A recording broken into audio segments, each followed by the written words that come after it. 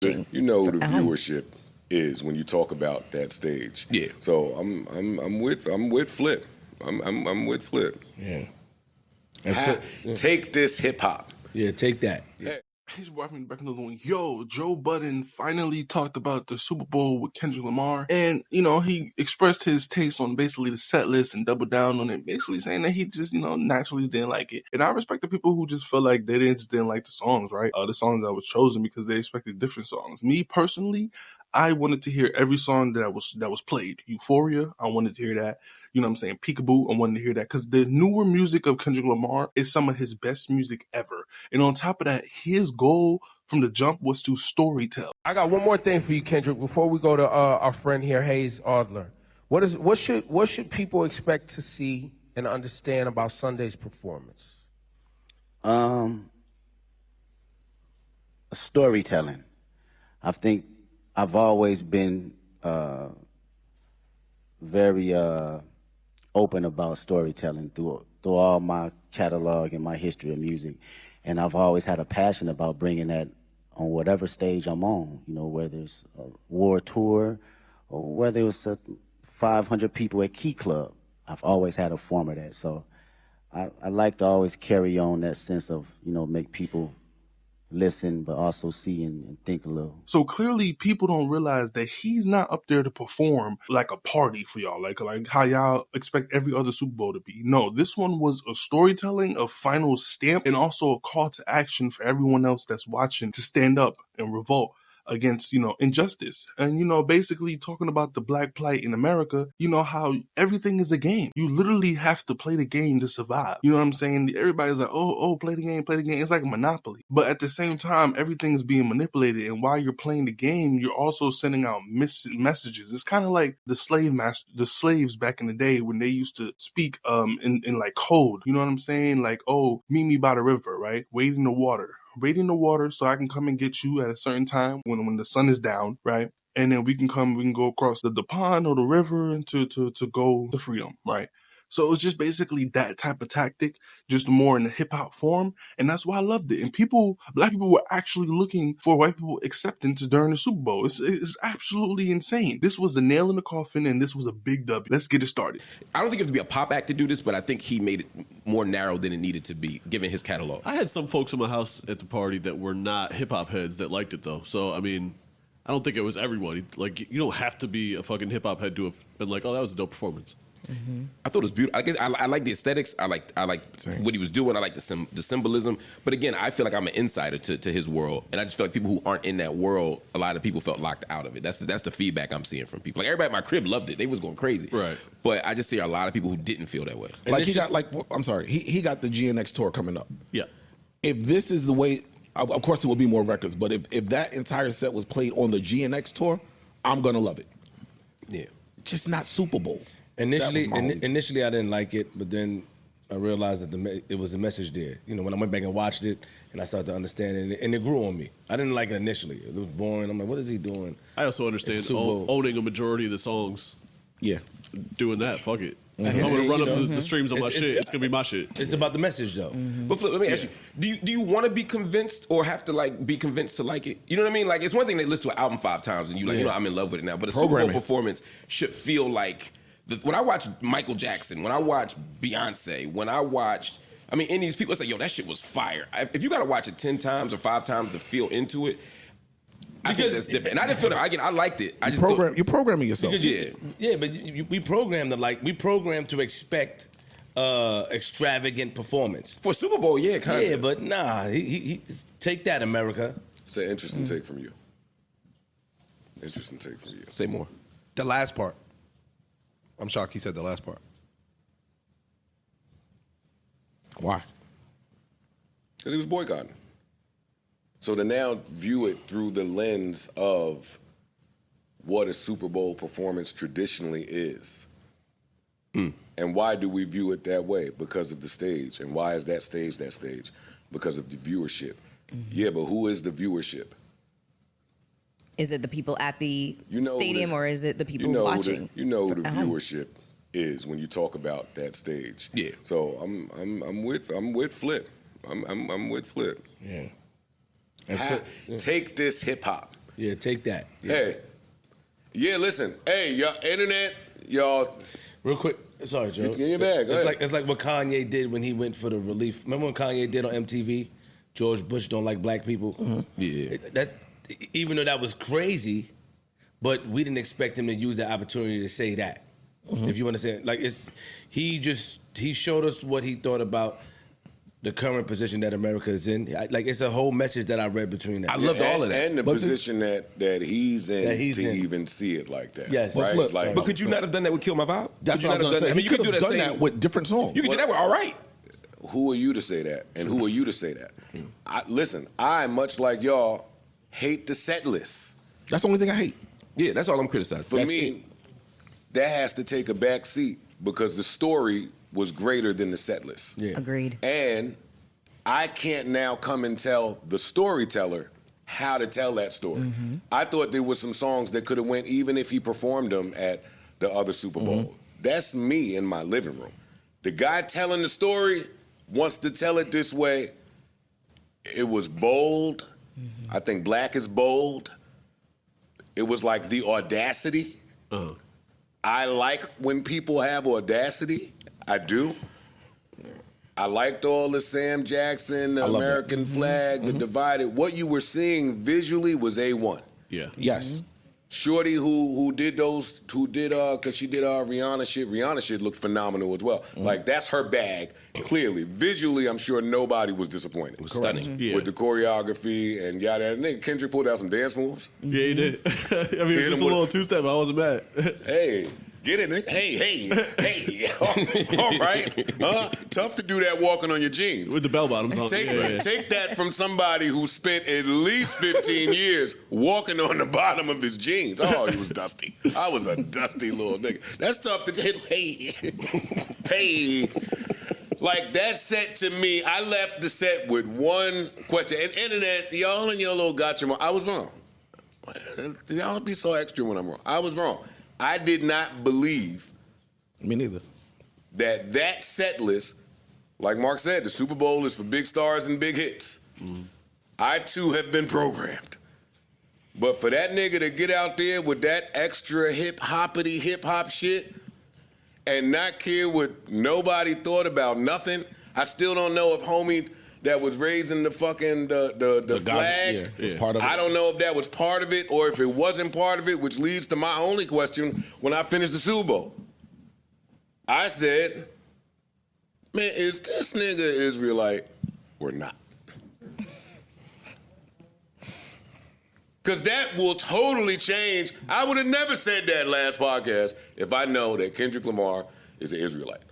Well, he kind of said that on Damn. Cool. He's not, but he's influenced.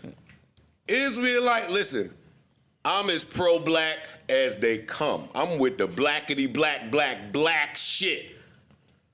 And then you bump into some people like an Israelite and talk to them and see that there's a separation in your black and their black. Like, you be down with that shit. They be saying some shit. Yo, man, we need to do this. We need to change the currency and the ecosystem. Yeah, I'm with all that shit.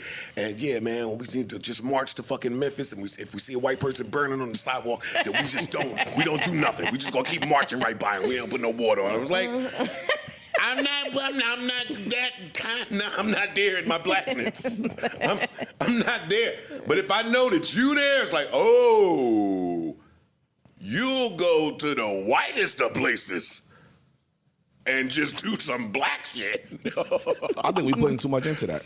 Nah, that's what it looks like to me. Because again, like I said when we discussed the track, the set list last time, if you watch the interview that he did with Ebro and Nadeska, he said, yo, I'm in the now. If you take it there, I'm taking it further. No, I'm not talking about that. Yo, I love that running joke. Yo, he told him. All right, my bad for you. Now, Kendrick Lamar has broken the record for the most watched Super Bowl halftime show. And that's highly impressive from, quote unquote, a rapper. You guys understand, most of the time when it comes to rap music, there's just a lot of ignorance and a lot of people who just, pass over it because it's been watered down. To have rap be in the forefront and such a great storyteller, we really have to applaud that moment. You guys gotta understand, this is a black man that literally went and got the most viewership in the whole entire, like, there's never been a viewership like that. People want to talk about the Usher viewership. The Usher viewership was the actual Super Bowl viewership. I mean, overall viewership, right? I think Usher was around 122, original numbers, right? So it's just, if you look at the numbers, right, people might have just hate watched. People might have just been like, oh, it's Kendrick Lamar. It was the most anticipated performance of quite literally all time ever since Prince and Michael Jackson, right? When you guys take that in consideration on how he had the controller on the field, basically pressing the buttons, some people were saying that he was pressing the code for the GTA Extra Armor, Extra Life. Basically, it's like a prayer almost, like what he was doing using the controllers and stuff like that. And then when he was chilling with his rapping Man at the Garden, it was like a remix, right? And had the people in the background, some good people was talking about how it basically seems like those are angels. Those are his ancestors. Those are not just regular, like, quote unquote friends and homies, especially their outfits. They're wearing all white. And so much death has happened by the stoplight or the traffic light. Right, so much death has happened under that because those lights been around since damn near the beginning of time, right? The street lights, you got to come home for the street lights, right? So it's very cool, all the symbolisms. Uncle Sam being Samuel L. Jackson, the biggest raccoon in Hollywood, and he plays those roles extremely well. And I love the production, the way that, like, you guys understand the choreography, everything, the 100% black dancers, and like that's something that we got to celebrate because 9 times out of 10, if we gonna have a black performer, they always gonna have try to make sure that it's white somewhere. That's why I was telling my peoples they're gonna bring out Taylor Swift, they're gonna bring out Kendrick has to bring out somebody white because the NFL is not gonna allow him to just be pro black, 100% pro black, because the NFL is not pro black. It's just like the NBA. You know what I'm saying? So you guys got to understand, it's a business. So for him to go do all of that and said the revolution originally shall not be televised. So the revolution is being televised. They chose the right time, just the wrong guy, meaning that this is the right time for everybody to wake up. And right now is a message to be given, right? And they thought that, all right, this is the right time, but this is the wrong person because he's going to make them go against the system and destroy it. Because what Kendrick Lamar said in Watch the Party Die is basically like, we have to burn the village down to build it back up, right? And that's in reality, most cases in a lot of places in history, when catastrophic events happen, it leaves for a place of growth.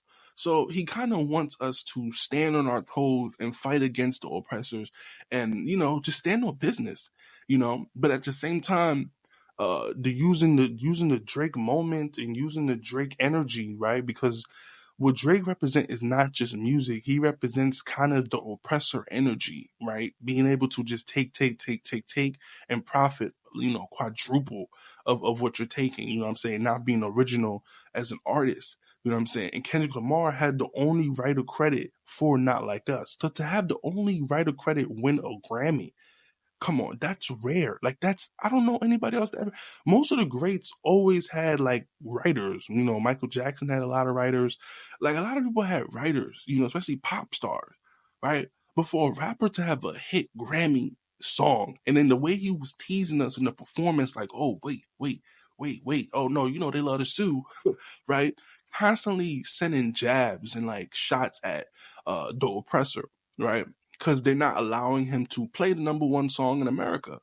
And once he did it, the diabolicalness of his smile, the outfit choice, everything about it was like, no, this is revolt. You guys gotta understand, in the 70s, right, there was hippies, right? And you gotta understand, I wasn't in the 70s, but what I read, right, there was hippies, right? There was actually white people that was actually trying to me, be proactive, right? And go against the system and everything.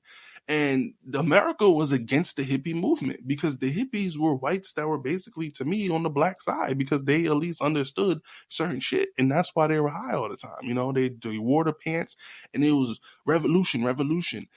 Even the blacks, you know what I'm saying? it was just a time of everybody post Martin Luther King. Everybody was basically post Malcolm X. Everybody was basically trying to get some change. And, you know, and you guys understand when Samuel L. Jackson said deduct a life, that's basically taking life away from our leaders. Anytime that we come together, anytime that we're actually, or we're praising the ancestors, or we're finding the beauty within ourselves, and knowing that we have to stay together in order to achieve the greater goal of the people, of the masses of people, right? Which is actual good laws and actual good bills that benefit us, just us. Like everybody else have a law that benefits their own race. You know what I'm saying? Stuff like that. And to have such a political piece in front of the president is why I labeled this one of the best performances of all time, just because of the message itself. And I know people's like the set list. I don't care. When it comes to the storytelling, the storyline, he chose the right music. And on top of that, the music that he chose is the music that he owns. So he played most of the music that he actually owns in his catalog. Why go play the music that the record labels own, and I'm not going to get any percentage of it, when knowingly every time an artist perform, their music skyrockets right after. Just like GNX is #1 again, just like Good Kid, Mad City is up there now, just like I think Damn Mr. Morale, To Pimp a Butterfly, almost all of his albums is literally on the charts because of his choices and what he was doing, and because naturally that's what happens. So to have the GNX album, which is PG Lang, right, to have that be the album that's #1 and being promoted the most on the Super Bowl was the most genius thing to me. Personally, I love Peekaboo. That's literally my favorite song, right? GNX was such a triumphant album. It was a victory lap album. It was a victory dance album. At the same time, letting y'all know, hey, I'm the one. I'm the greatest of all time. Do y'all really deserve that? Man, the halftime performance was literally underrated. And I feel like the Joe Budden podcast knows that. Some of them really know that. And I understand the set list. People want to hear All Right. All Right wouldn't have changed y'all viewership to me. I feel like if he played this like different music that y'all would have liked or whatever, like to me, Humble and DNA was played for the white people. Like every white person knows Humble and DNA. Those were songs that were catered towards them, even though it's actually like really powerful when you think about the lyrics to it, right? That's why Samuel L. Jackson was like, okay, that's good. That's exactly what I want. Now don't mess this up. Boom, not like us, right? So you guys gotta understand, it was a story. It was not a performance. It was not a party. It was not some, oh, let's get together and let's go shake that ass for Drake, shake that ass for me. No, we're not shaking that ass for nobody. We actually telling a message, because why make everybody go to sleep when we have the most viewership of all time, when we can actually send a message to the masses? All you need is a good percentage to actually create a revolt. All you need is a good percentage to actually create revolution. And that's basically what Kendrick Lamar was trying to do, man. So let me know what y'all think in the comments below, man. This is long-winded. I just had to make sure I give my specific take on the Super Bowl. There were so many, and I mean so many hidden gems that you have to literally rewatch. You have to watch other people break it down for you, because it's supposed to be a story. Like how you guys need people to break down the Bible, it's exactly like that. And I'm not comparing it to the Bible. I'm just saying in terms of hidden messages that's not in the forefront. Some people might read the Bible and be confused for the first couple of pages when you see just 1 trillion names, right? But now you have someone to sit there and break it down for you, give you the gems, tell you what this stuff means, tell you what this passage means. You have to respect the story, unless you as a person don't respect stories, all right? Especially when it comes to rap. But that was the original art form of rap, to be a griot, to be a person that tells stories, that tells experiences, and basically break down the timeline of what we're supposed to do and what happened in the past. So let me know what y'all think in the comments below. It's been back with another banger, man. Peace.